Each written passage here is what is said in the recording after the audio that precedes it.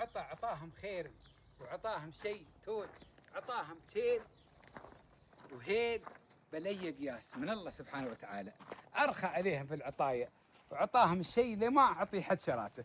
رب العالمين أنعم عليهم بهالمناظر الجميلة، بهالمياه، بهالأشجار، بهالجو اللطيف، بهالميوات، بهالصحة، بهالهواء اللي كله أكسجين ريج. سبحان رب وهبهم هالمناطق الجميلة. رب العالمين عطاهم شيء، هاللبنان ما عطى حد، ذلك الصراع كان وما زال إلى يوم، إلى أن يرث الله الأرض ومن عليها.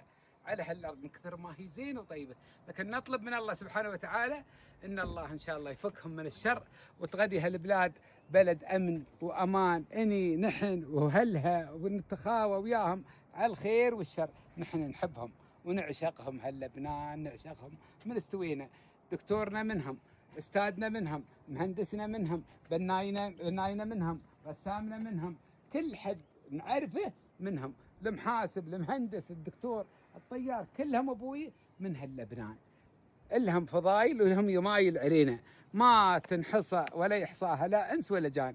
جزاهم الله خير بكل شيء سووه لنا ولهاليتنا، فلذلك نكن لهم كل الاحترام والتقدير. فعمار عمار يا بيروت، عمار يا دار الطيبين، عمار يا الله يحفظ سندان.